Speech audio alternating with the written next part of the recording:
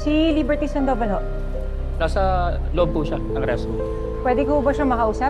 Sige po. Pasukin ko na.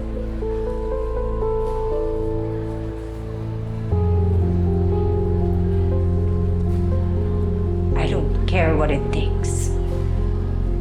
This movie should sell. I need to redeem my career.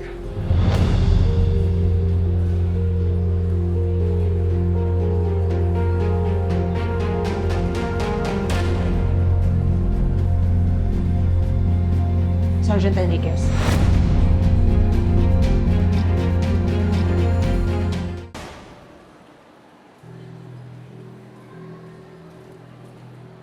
Miss Liberty! Are you following me? Oo, sinusundan kita. Pwede ba tayo mag-usap? What's this about? Teka, nahanap niyo na ba yung crazy fan ko? Crazy fan? May nakakatawa ba? Wala naman. Pero ma'am, pwede mo bang i-explain sa akin kung bakit parehong-pareho yung sulat mo at yung sulat na sinasabi mong crazy fan?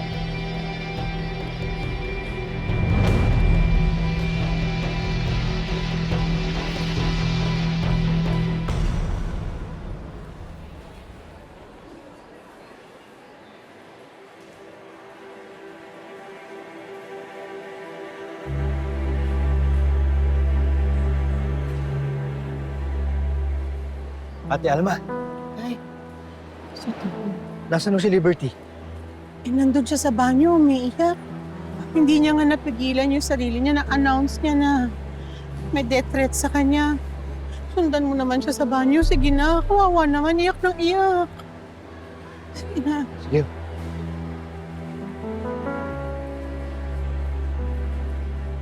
Ano ma'am? Bakit hindi ka makasagot? You're really expecting me to answer that? How dare you? Bakit? Ano ba pinapalabas mo, ha? Wala naman. Pero gusto mo masuod to, di ba? Pati na lang tayo magtulungan. Unless, tama yung hinala ko.